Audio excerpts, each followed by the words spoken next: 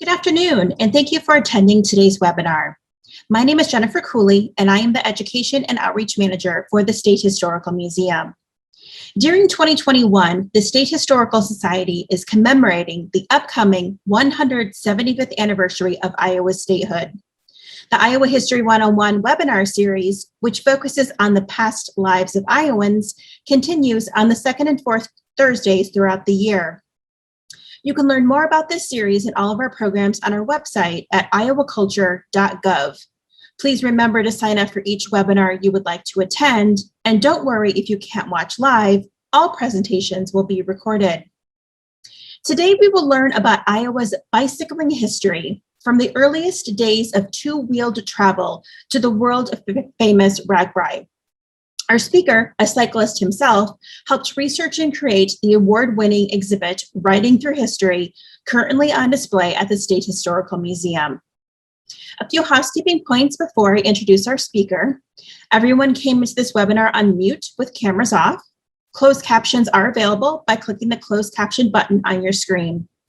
This webinar is being recorded and will be placed on the Iowa Culture page of YouTube in a few days. I have disabled the chat function, but if you have any questions, please type them into the Q&A feature throughout the webinar. My colleague Jess Runlet is watching that feature and will prepare a list of questions for the speaker at the end of the presentation. But please note, we may not be able to get to all of the questions. And now I'm pleased to introduce our speaker, State Curator Leo Landis. Leo has his Bachelor's of Science in History from Iowa State University and a Master's of Arts in Historical Administration from Eastern Illinois University. He has completed all but his dissertation towards a PhD in history from Iowa State. His museum experience includes time at Living History Farms in Urbandale, Connor Prairie in Fishers, Indiana, and 8 years as curator at the Henry Ford Museum and Greenfield Village in Dearborn, Michigan. He has also worked as curator and director of education at Salisbury House in Des Moines. And now I'm very happy to turn it over to Leo to begin the webinar. Well, thank you, Jennifer, and thank you everyone for joining us this afternoon, and anybody who watches the later recording. I want to just give some thanks and maybe a dedication or two to Ann and John Karras, the late Ann Karras and John Karras, for their role in promoting bicycling in Iowa, and Donald Call as well for his role in promoting Ragbrai and getting Ragbrai off the ground, which was what the inspiration for our Riding Through History exhibit was about, that we opened in 2013 and will likely be on display for another year or so at the State Historical Museum. 2012 had been the 40th anniversary of Ragbrai, and so as the Ragbrai, which I think most of the people on the program know, stands for the Register's annual Great Bicycle Ride Across Iowa. Started in 1973, but bicycling has a long history in our state, and so we're going to talk about some of the background on bicycling in Iowa and how we became a great place to have the largest and longest running bicycle ride in the nation. So let's start with that.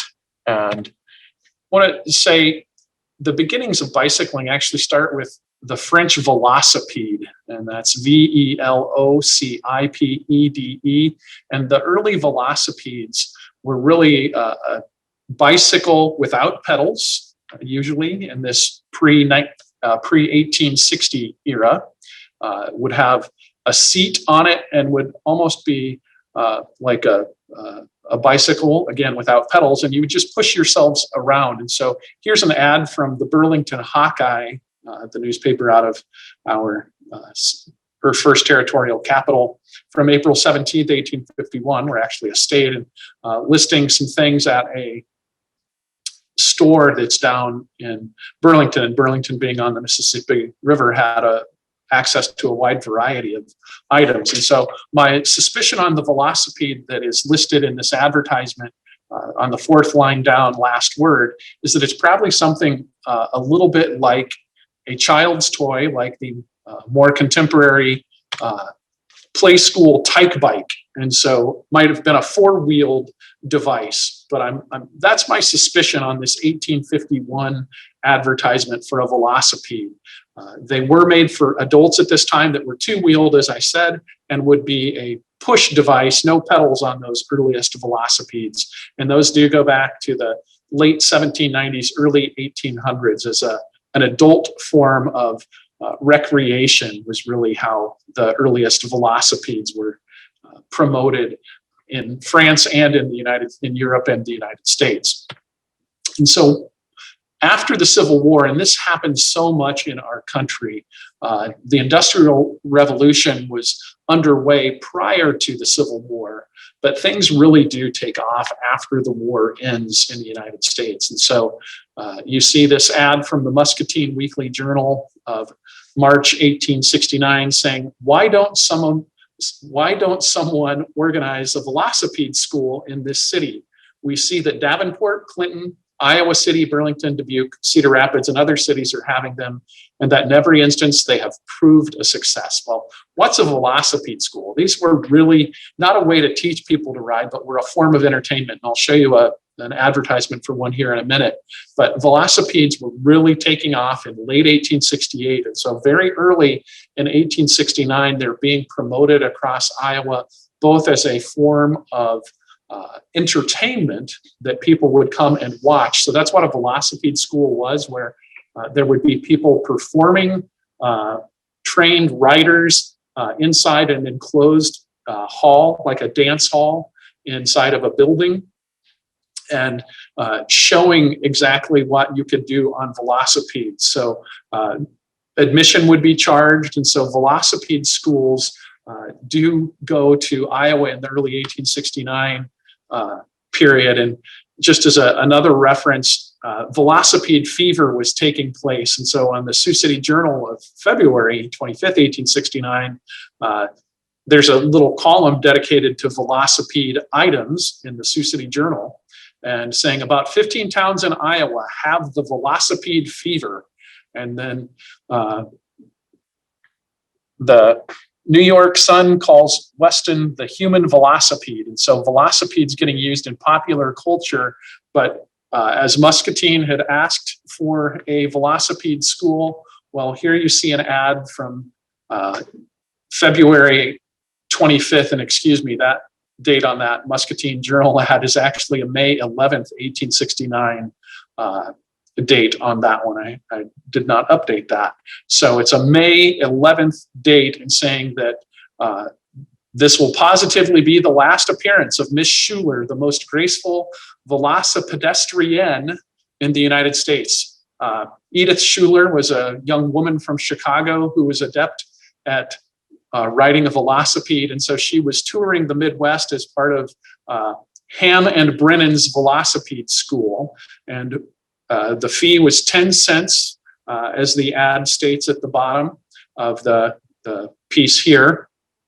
And it really was a form of entertainment, and it was an enclosed space that children were allowed to attend the matinees. The evening performance was going to be 25 cents, and the children to the matinee was 15 cents. And then the later other performances were going to be 10 cents on the afternoon and evening performances of the Velocipede school. So the matinee was 25 cents, evening performance was 10 cents to attend. So these were money-making ventures that promoted bicycles, were velocipedes. And the challenge with velocipedes were they were front pedaled, and so they look much like a bicycle, but they had an iron rim wood wheel with wooden spokes, much like a wagon wheel. And that was for front and back. And also that there was really not much of a cushion on the seat. The seat was basically mounted to the frame, so they were not very comfortable. And if you were trying to steer the front wheel and pedal, that was a little difficult. So those were some of the challenges with those early velocipedes. But by 1869, velocipedes are making appearances in public performances, but also Iowans were buying velocipedes. This is Wesley Redhead, Des Moines resident. There's a park named for his family just east of the state capitol. And he and B.F. Allen who built Terrace Hill, were business partners. So these velocipedes really were things for wealthy people. The earliest bicycles and velocipedes were something that were restricted to widespread use, both from a manufacturing standpoint, but also from an expense standpoint. So Wesley Redhead gets his velocipede along with a friend in early March, late February of 1869. And so those are believed to be some of the earliest velocipedes in our state, where they, if not the first velocipedes west of the Mississippi, at least among the earliest. So, and we're actually privileged to have this velocipede in our collection, though it fell into a bit of disrepair. And so it's not quite in mint condition anymore, but it does still have the pedals and the frame. It just doesn't have the nice stenciling on it any longer that it had when Mr. Redhead bought it. So know that there's early excitement around velocipedes in Iowa in 1869, and that Iowans are buying these velocipedes. The other challenge is because they're very heavy metal framed devices, and as I said, wooden spokes, wooden rims, much like a wagon wheel of the era, and then an iron band going around the outside of the wheel. They're really heavy. So, and there's no brake either. So you want to ride them mostly on a flat surface, not anything that's either uphill or downhill. That would have been difficult. So a lot of technological challenges, but that's pretty typical of any new technology, that they're expensive and there still are some bugs to work out with this new velocipede pedal technology. So those are some of the earliest bicycles in Iowa that are common through the early 1870s. But by the 1872 era, velocipedes are on their way out. Here's an 1869 scene of a velocipede riding school showing a little bit of the kind of mayhem that might take place in a velocipede school. But again, this might be a bit of a comical sketch too, and probably the velocipede school with Edith Schuler and other demonstrators might have been a little more limited, so that you didn't have, a dozen people trying to demonstrate a velocipede, though it certainly could have been a performance with 3 or 4 riders at the same time. So a nice piece from the New York Coachmakers magazine. And it really was some of the people who were experienced in making wagon wheels, like a coachmaker, who would do some of the building or constructions of these earliest velocipedes. But as I said, velocipedes are on their way out by the early 1870s. And so the next innovation that takes place that brings bicycle riding to Iowans and other parts of the United States is what is called an ordinary bicycle. And we've got 2 designs here. The Crosby brothers of Cedar Falls, they were well-known bicyclists. They were racing bicyclists. And that's one of the things you get by having that big front wheel, is that you can go faster with the larger wheel in the front. And so it's still, at least on the bicycle on the right, a front pedal device. One of the safety measures that was done, because with the front pedal large wheel, it was easy to go over that front wheel. To take a header is what they called it. And so the bicycle on the left actually has a small front wheel, and it's the back wheel that has the pedals on it. So a couple of different designs there with the Crosby brothers and their bicycles. And excuse me, I need to back up to that. A couple points I want to make. Still, with it, you also have the braking system on both of these is called a spoon brake. And you would engage that by pushing down on the handlebars. And it's a little easier to see on the bicycle on the right. It's kind of like almost a shoehorn or a spoon. And it would put pressure on the top of the front wheel and would help then slow you down. So that was the braking system on these high wheel bicycles. And with these high wheel bicycles, again, with that large front wheel, you could have a faster speed with it. And again, generally riding these on flat surfaces. You would not want to be riding these uphill or downhill, definitely not downhill, with your center of gravity being almost over the front wheel. As I said, easy to go over the handlebars on these high wheel bicycles. And these were being introduced, as I said, by the early 1870s, and really were the standard bicycle of the 1880s into the early 1890s and even the late 1890s. Again, largely designed for men to ride. You didn't see generally women riding these because of the need to have pants as you're riding, but also, again, from a general perspective of what was acceptable behavior for men and women. It was wealthy, young and older men who were promoting bicycling. And just want to, again, thank my colleagues, Becky Plunkett in Des Moines and Mary Bennett and Charles Scott in Iowa City for their help and the presentations and helping us find some great images that we used both in our exhibit, but also in this talk. And so going to be able to share some images that we didn't use. And this is one that's in our slideshow in the exhibit. So a nice scene of two brothers in Cedar Falls with their bicycles. And you'll occasionally see little notices about bicycling in Iowa newspapers. And so I was using that as some of our research to understand bicycling in our Writing Through History exhibit, and came across this little note in the Fairfield Ledger of August 4th, 1886. And if you know, Fairfield is in the southeast part of the state, Jefferson County. And the notice says, Frank Clark and Fred Spielman will start on their wheels Sunday morning for Des Moines and thence to Spirit Lake on the excursion of the Division League of Iowa.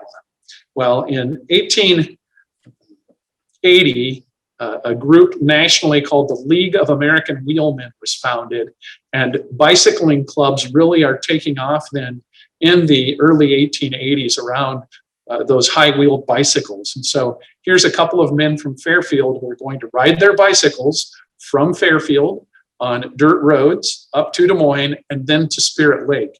And in fact, I knew that Spirit Lake ride story because of a photo that Becky Plunkett had shared with me of some of the other bicyclists at the state capitol getting ready for their tour up to Spirit Lake. And this was at least the second year that they had done this ride. So the idea of riding across Iowa, or most of Iowa, and again, Fairfield to Spirit Lake is almost across the entire state, is a pretty sizable ride. And so it was something that was done throughout the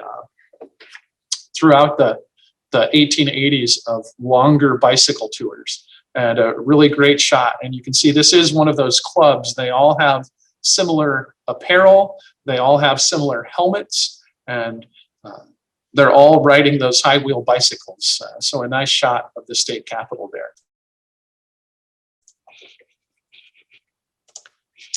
And in fact, the Iowa State Register, with a predecessor to the Des Moines Register, covered what the ride was going to be like.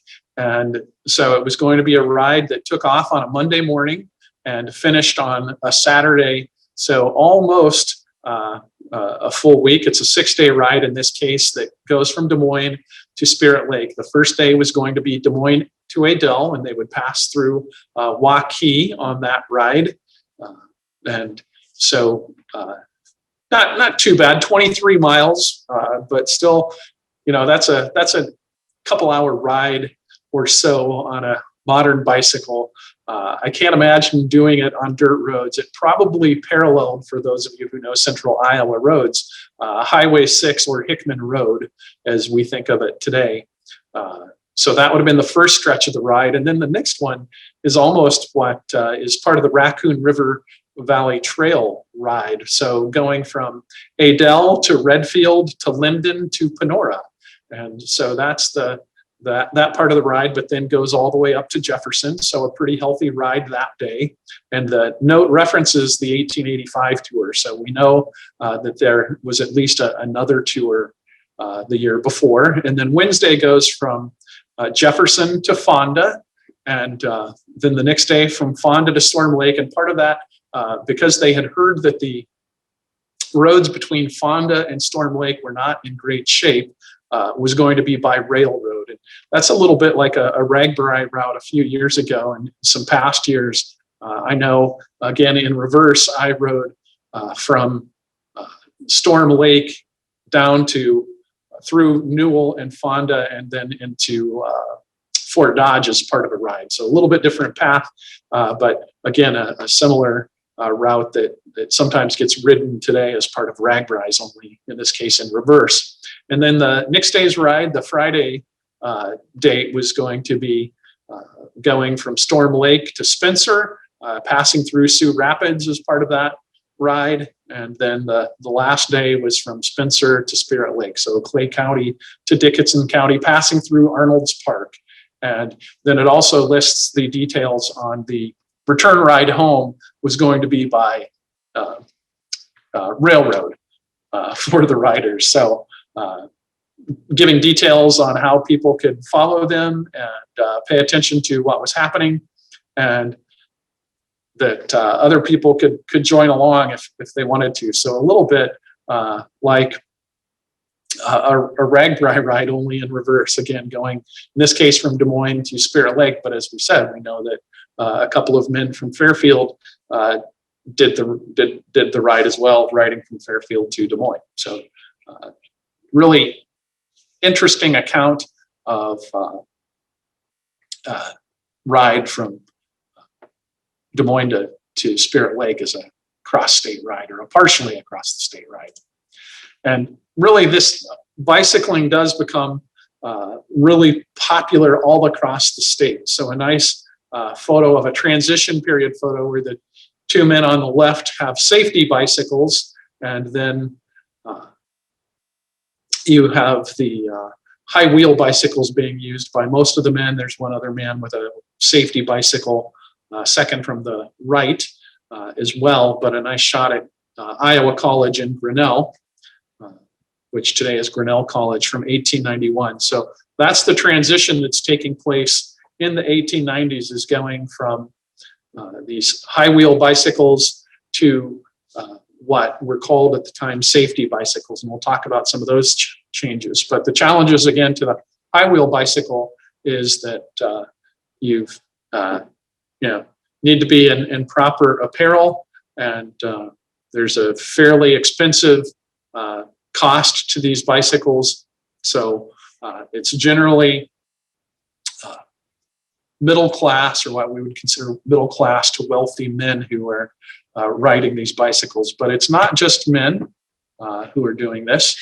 There were women who were riding them too. And so we know that wasn't just for men as the high wheel bicycles are coming along. And one of the really great accounts that we have of riding bicycles as the safety bicycle is coming in is one that is from a scrapbook out of our collections in Iowa City that Mary Bennett let me know about. John Entler had been a tin smith, had made articles out of tin, and then he was operating a general hardware store down in Bonaparte in Van Buren County, so southeast Iowa. And this is probably from either a Van Buren County, well, it's probably from a Van Buren County newspaper, but not totally positive. He just dated it. It's December 26th, 1896. So the day after Christmas. And in that first clipping, it second to last note talks about that C.C. Cassidy, Ed Dimple, Billy Wolf, and J.S. Boss Tin Shop attended dedication services at Big Mound's new church last Sunday forenoon on their bicycles. There was a very large audience present, and we noticed quite a few cyclists from surrounding towns. That's one of the things that helped promote bicycling, was having somebody in the community who both was a seller but also a promoter. And John Entler was that kind of person. And so the next note then talks about a bicycle that John Entler owned, and it says, Mr. Ed Newman and J.S. Entler on his Columbia tandem took a pleasure run out through Pierceville, Utica, Stockport, and back last Sunday afternoon, and report of a pleasant run and fine roads. How's this for the 13th of December? Who says the LAW is not conducive to the surely betterment of good roads? Keep in mind, this is pre-automobile days, and that's another role that bicyclists played in the 1880s and 1890s, was to promote better roads. And again, the roads are probably frozen in December. That's why John Entler and Ed Newman can ride John Entler's tandem around Van Buren County. And LAW, that's the League of American Wheelmen that I referenced, that national group, but there were Iowa members and Iowa clubs of the League of American Wheelmen, and John Entler was a member of the LAW. And so they're not only promoting healthy recreation for men, that was part of the motivation on bicycling, but also better roads. And that's one of the concerns about bicyclists and their promotion of better roads, is that roads were beginning to be funded by taxation or the promotion of taxation. And so there was some resistance to urban or town men promoting better roads for bicycling. So that was a little bit of tension that took place across the Midwest and other rural communities, is the ideas of roads and improving roads, and that bicyclists promoted them, and that sometimes farmers were resistant to those good roads until the automobile comes around, and then roads become a way to get crops to market. And so farmers then become a little more interested in improved roadways, with automobiles being the primary mover of crops rather than a horse-drawn wagon. And horses and horse-drawn wagons can move through muck a little easier than an automobile. So that was why farmers resisted some of the good roads promotion by bicyclists. And then I'm guessing that last little note on that clipping is a bit of humor rather than, and I didn't have the whole clip on a bicycle folding bed, so apologies for not. I really wanted to share the experiences of the Bonaparte riders there. And also coming out of then John Entler's scrapbook is a good comparison of how bicycle prices shift, going from the high wheel bicycles, and a 52-inch Columbia was a standard high wheel bicycle of the period. And you can see different models at different prices all through the 1880s. So anywhere from $92.50 up to $150 into the 1880s, mid 1880s, and the early 1890s.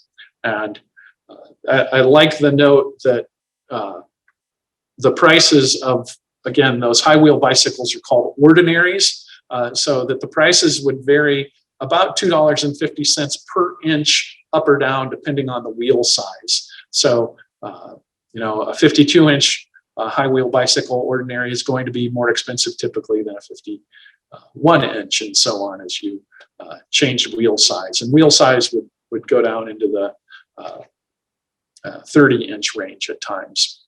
What's also interesting is that you see then this change in technology beginning in the 1880s of the safety bicycle. And that's what we kind of think of as a bicycle today, with a pedal bicycle eventually pedaled with a chain. Also, by the early 1900s, is going to have what we think of as a coaster brake, not the spoon brake, a handlebar mounted brake, but where you're able to push backward on the pedals for a single speed bicycle and stop the bicycle. And also pneumatic tires. So you see that listing in 1892. Pneumatic tires were patented in 1888 by John Dunlop, patents them in 1888. And so by 1892, inner tube air-filled tires are becoming standard. So that's another thing from a cushioning standpoint. Instead of wire spoke, metal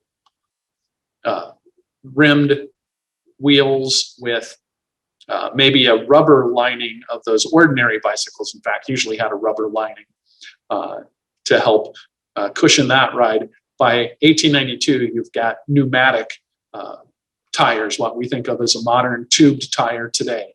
And again, Scotsman John Dunlop develops that in the late 1880s. 1888 is when they're patented.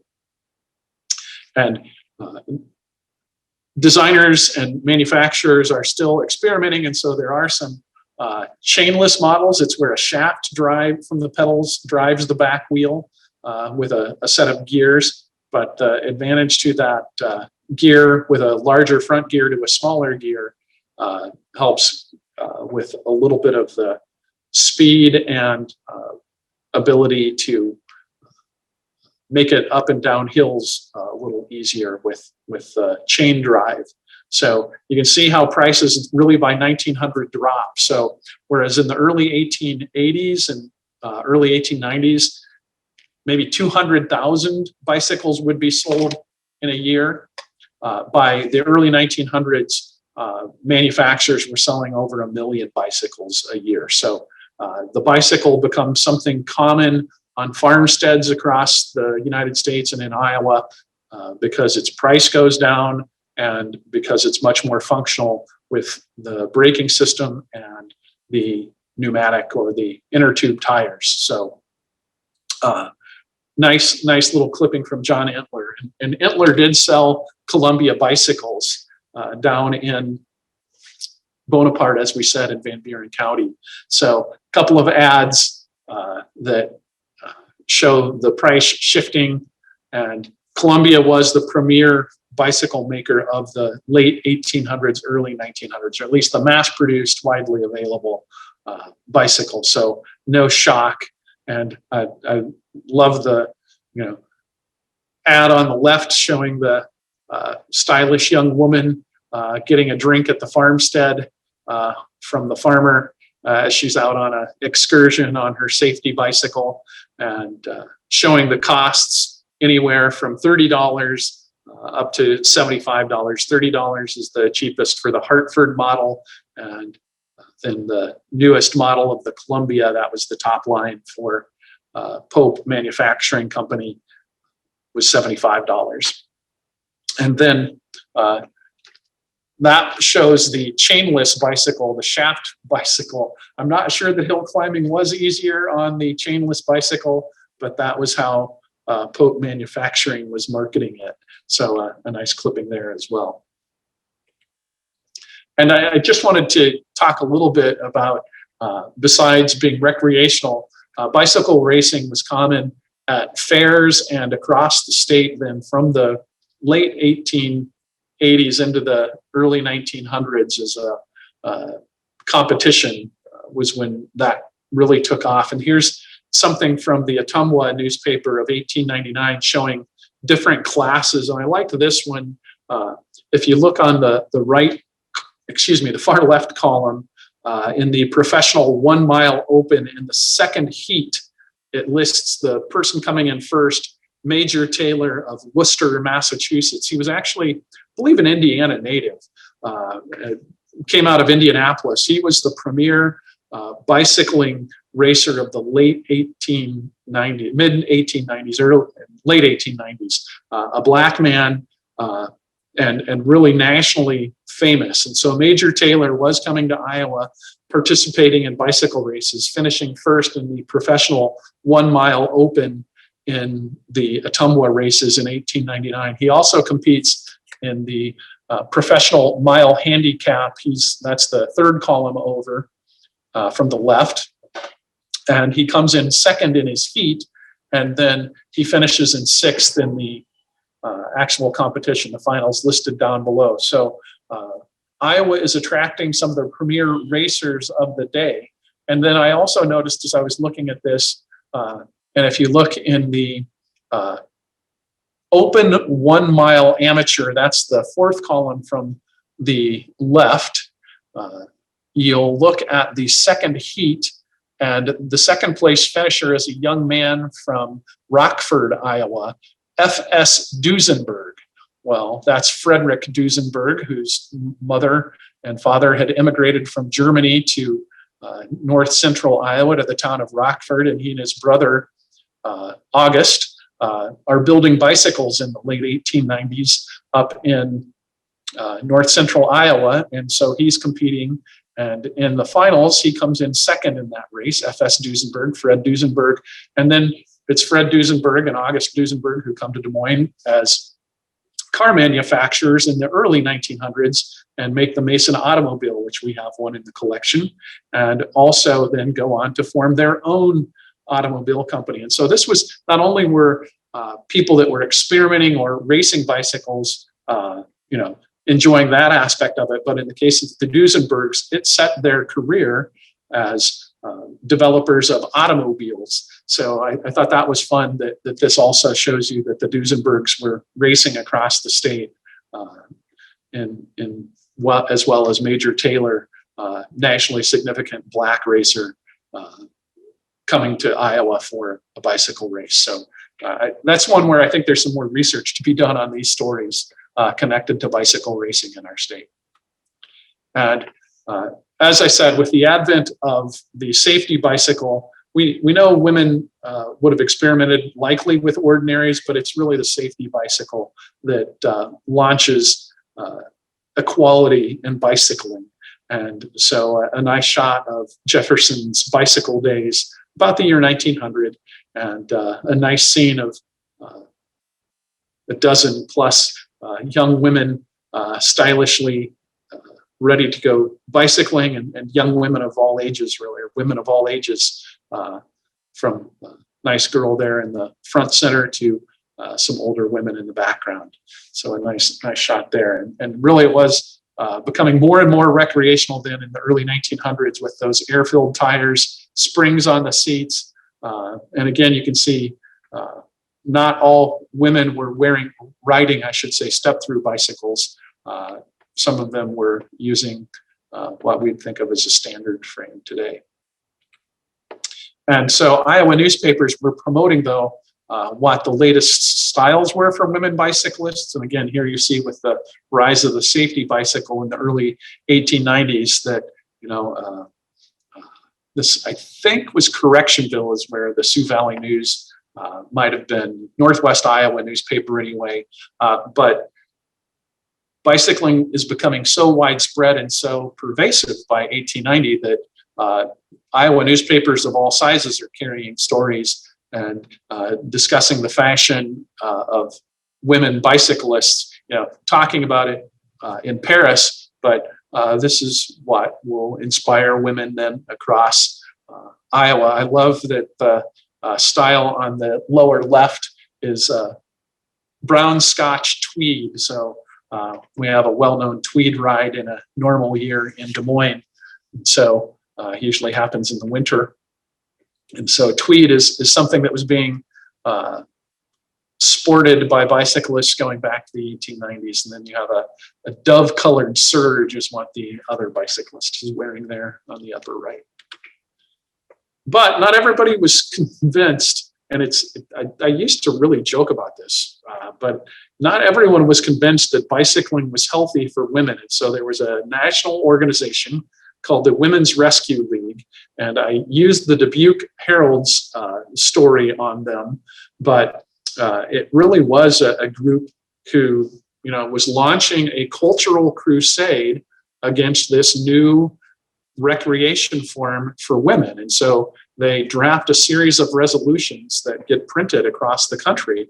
And it seems humorous to us today, but it's essentially a culture war around women and bicycling. So saying, whereas the alarming increase of immorality among young women in the United States is most startling to those who have investigated the subject of the disease, and whereas a great curse has been inflicted upon the people of this country because of the present bicycle craze, and if a halt is not called soon, 75% of the cyclists will be an army of invalids within the next 10 years. And whereas disease among the young women is appalling because of the imprudent use of the bicycle by bringing on disease peculiar to women, furthermore, immoderate bicycling by young women is to be deplored because of evil associations and opportunities offered by cycling sports. And whereas bicycling by young women has helped more than any other medium to swell the ranks of reckless girls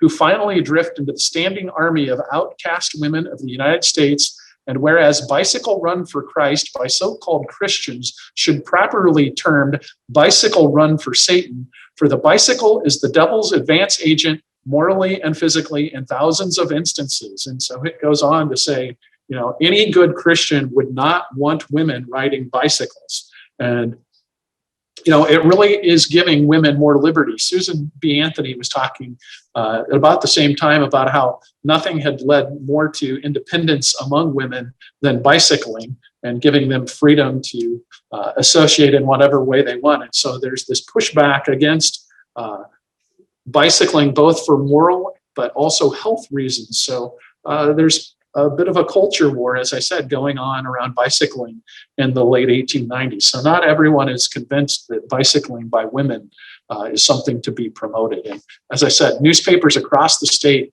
carried something similar to this, listing the resolutions by the Women's Rescue League. So this Dubuque article is by no means unusual in our state, and it was across the country a movement to say women should not be riding bicycles. But again, not necessarily looked at by the majority of people in Iowa, nor in the United States. And so Norma Hogan is here with some friends at their farmhouse up in Northwood, or their home up in Northwood, so in north central Iowa. Nice Victorian home there. Even though we're out of the Victorian period in 1895. And her father goes on to be a Congressman, Gilbert Haugen. And so this is, again, a wealthy family, but a nice range of young women with their bicycles, and that the safety bicycle and public opinion is such that it's okay for young women to be riding bicycles is pretty standard by the late 1890s. And just another good shot of some women in Nevada with their bicycles at the Nevada Depot, and then some young women here in Des Moines with their bicycles with an outing, looking very stylish there on the right. So another good shot of women bicycling and how it had become mainstream by the late 1890s. And bicycle shops, as we referenced with John Entler, really are more and more standard, where either makers, and Bird and Moore did make their own bicycles, assemble them, as well as having a sales shop. They were at 814 Grand here in Des Moines, and then their successor business, or people connected to them, Bar Bicycle, is actually still in business in central Iowa and Clive. So nice shot of a bicycle shop here in Des Moines.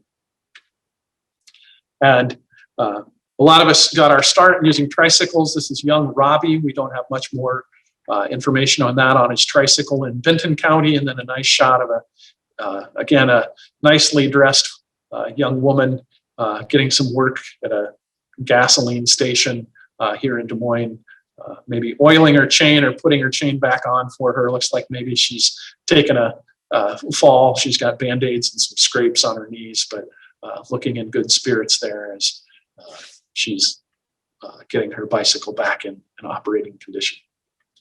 And so the safety bicycle we talked about is a way to spread the bicycle across the state. Then the next innovations are those derailleurs with let you having multiple speeds on a bike. So the 3-speed bike is introduced in the 1950s. For the most part, is when it becomes widespread, and Schwinn is the premier American manufacturer. And so a nice ad connected to enjoying bicycling from a Waterloo, Iowa bicycle shop. And then really touched when I came across this one. Schwinn introduces their 10-speed Continental bicycle in 1960. And so the 10-speed is becoming standard in the 1960s. And I had seen the Schwinn Stingray bicycle, maybe a 3 or a 5-speed with a gear shift. That's the bicycle depicted on the right side in this ad.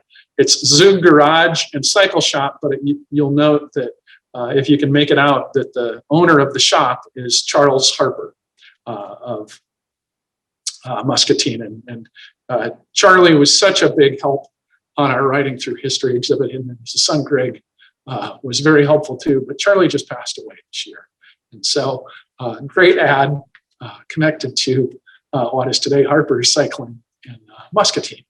And so wanted to use that to help point out the rise of the 10-speed, which really does revolutionize cycling then in the 1960s and into the 1970s. And that leads us to the rise of bicycling paths. Sorry, I didn't update my date on that one. That's a 1973, 72, excuse me, story on bike paths here in Des Moines. And that leads to, and it was connected to Bill Riley, the Des Moines TV and radio personality with KRNT, and he was a big promoter of bicycling in central Iowa. But bike trails, recreational trails were being promoted through the 60s and 1970s. But the two folks who really get the Register's annual Great Bicycle Ride Across Iowa started are these two men, John Karras on the right and Donald Call on the left. Both working for the Register and Tribune and enjoying bicycling. And John and Ann Karras enjoy cycling on Iowa's secondary roads. And so John was copy editing, but also writing occasional columns on bicycling for the Register. And he and Donald Call then go to the publisher and say, we want to do a bicycle ride across the state. And it should be a 6-day bicycle ride. So the first ride is the 6-day bicycle ride, 6-day cross Iowa bicycle ride, starting in Sioux City, finishing in Davenport, going from the roadway in, starting at 8 o'clock, a little bit later start than many Ragbrai riders do today, but an 8 o'clock start, and then you get in when you get in, but leaving at 8 o'clock. So trying to put together a kind of formal schedule for the very first, what would become Ragbrai. So here you see an article from August 19th, or really an advertisement promotion piece on that. And it was a way for the Register to talk about the ride, but also then promote the newspaper and people buying the newspaper. So Sioux City to Storm Lake, to Fort Dodge, to Ames, to Des Moines, then a long day from Des Moines to Williamsburg, and then Williamsburg to Davenport for the last day. Finishing on a Friday, starting on a Sunday. And that second ride in 1974 was Ragbrai, the second annual Great Bicycle Ride Across Iowa. And then this is the 1979 ride, if I remember right, starting in Rock Rapids. And so there's Donald Call, second from the left, John Karras, right. So John Karras first on the right, Donald Call second on the right, and getting ready for the start of a Ragbrai. So you have the 6-day Great Bicycle Ride, and then you have Ragbrai, the second annual Great Bicycle Ride across the state. That's 1974, and then 1975 was when it began to be called Ragbrai. And so, as I said, here's a nice shot of, that might be Carter LeBeau in the middle of the Quad Cities, and Carter and Kay LeBeau made a great donation of some of Carter's materials. Carter's now passed away, but he had ridden on every Ragbrai 1 through 40. So another great story too, and a good photo there in Rock Rapids. And so we opened the exhibit in the summer of 2013, just about 8 years ago. Did some collecting. So Jim Zdunek on the left, he donated one of his banjos that he would carry with him. He's from Colorado. He's got a CSU hat on there in that shot from the Des Moines Register. We've got the Bacon on a Stick sign that my colleague Jess Rundlet acquired for us in the display. So it's still up in a great exhibit. And I've had a chance to ride parts of Ragbrai and all of Ragbrai. One of my proud moments is starting the Century Loop Day in 2013. That's Jess there in her staff shirt on the center photo on the right, and Ann and John Karras between us. I don't quite understand how to wear a bandana in that photo. It's my first Ragbrai, but I rode 100 miles plus that day from Harlan to Perry, and have now done a number of full Ragbrais in my history. And so with that, I will wrap up and encourage you to come see the exhibit, and want to say thank you again for coming to today's program, and ready for any questions once you're ready, Jess, and our next program coming up on July 22nd. Reminder on that. Well, thank you so much, Leo. That was a really interesting topic, and I know bicycling in Iowa is close to my heart, so it's wonderful to see so many attendees today. Please, if you have any questions, go ahead and type them in the question and answer box. To get started, I'd like to ask one of my favorite questions to Leo.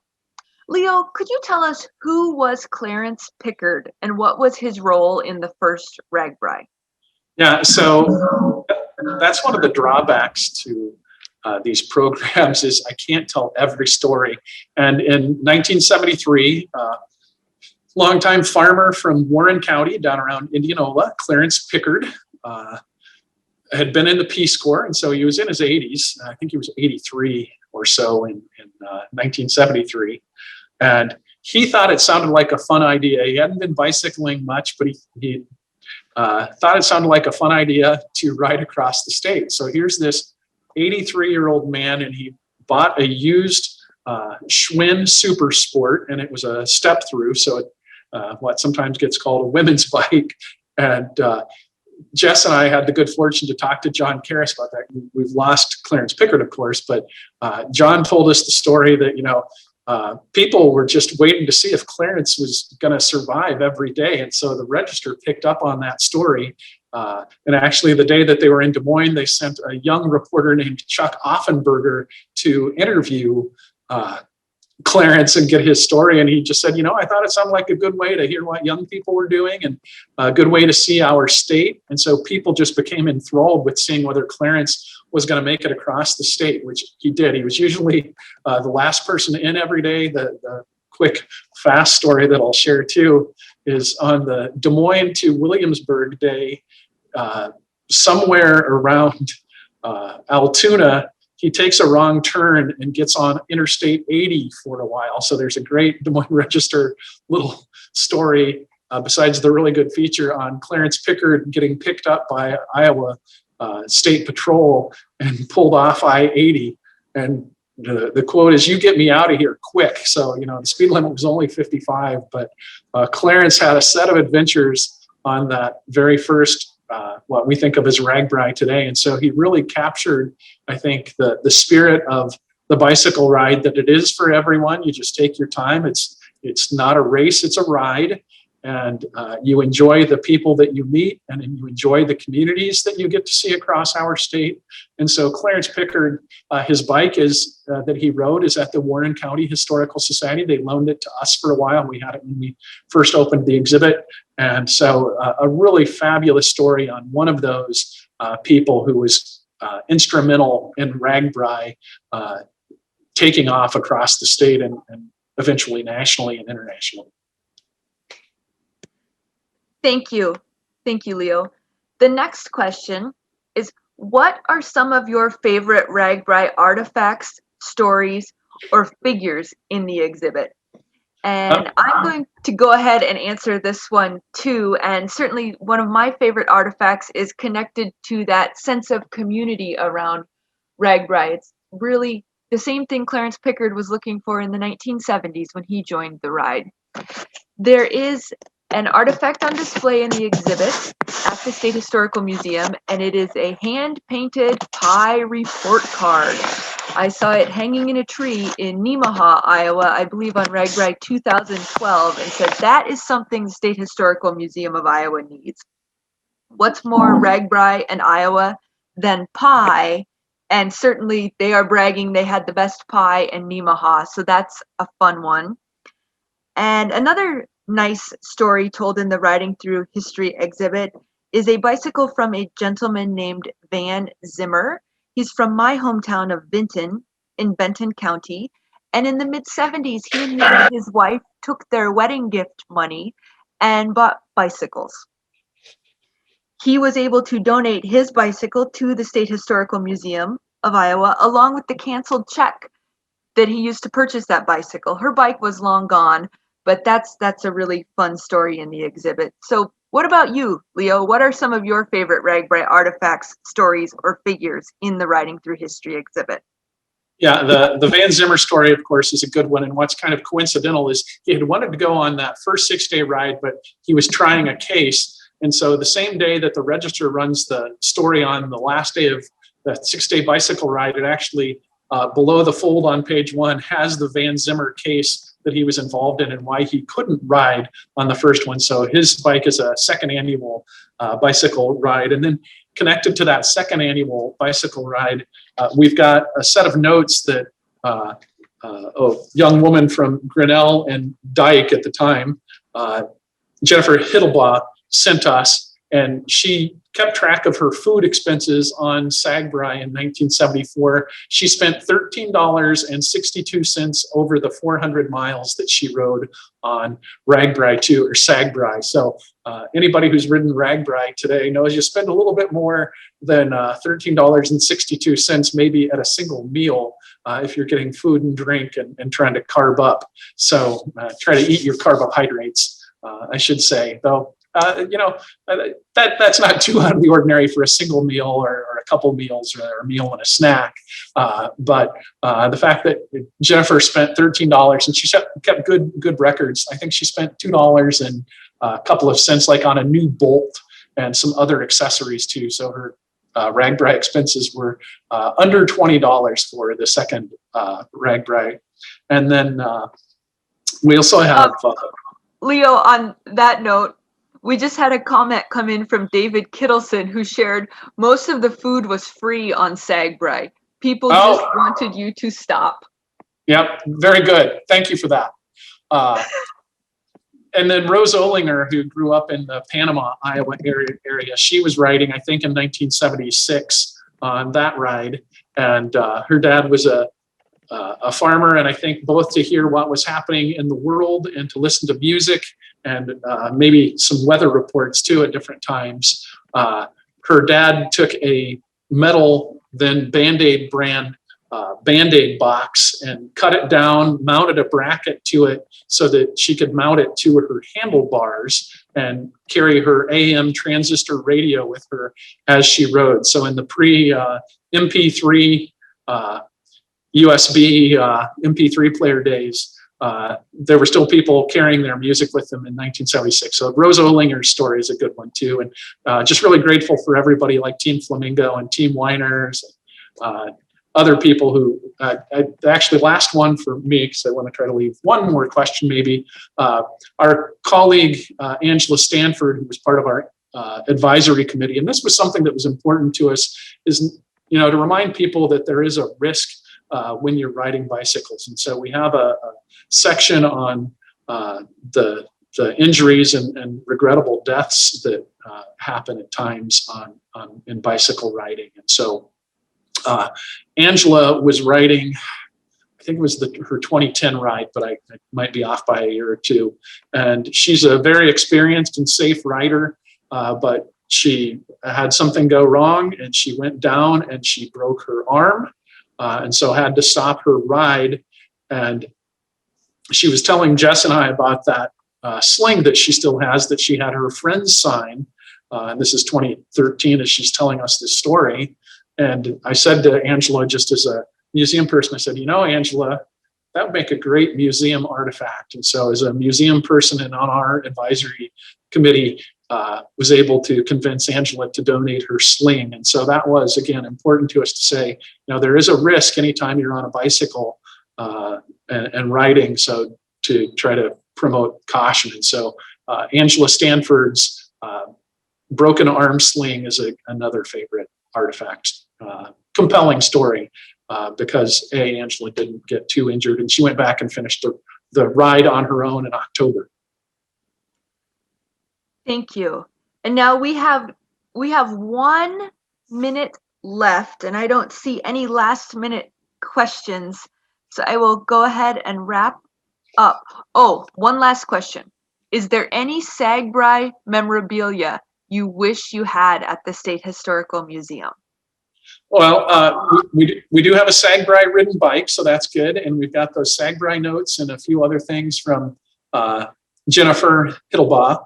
And we've got a Ragbrai shirt to Judge Zimmer, because after being a county attorney or an assistant county attorney, he became a judge. So Judge Zimmer had his Ragbrai shirt still. But if should say, just to wrap up, if you've got any good materials connected to bicycle riding in Iowa, please feel free to send me a note at leo.landis@iowa.gov. Would love to hear, or just would love to hear your stories too. We love hearing stories about Iowa bicycling. And with that answer, we will bring this webinar to a close. I think we can all agree that this has been a very informative lunch. Thank you to everyone for joining us today. We hope that you will sign up for the Iowa History 101 webinars that take place on the 2nd and 4th Thursdays throughout the year. There are many great stories from Iowa's past to tell in the upcoming months. For more information and to register for future webinars in this series, check out our website at iowaculture.gov. This webinar and past presentations are available on our website as well. While you are there, you can look into some of our other fantastic digital programs, such as the Goldie's Kids Club activities for young historians, or watch video recordings of the Iowa Stories series, which is hosted by our Iowa City branch. Thank you again all for joining us today, and have a great afternoon. We look forward to seeing you virtually on Thursday, July 27th, if you're not on Ragbrai and you're available, for our next Iowa History 101 webinar. Have a great afternoon and many happy bike rides.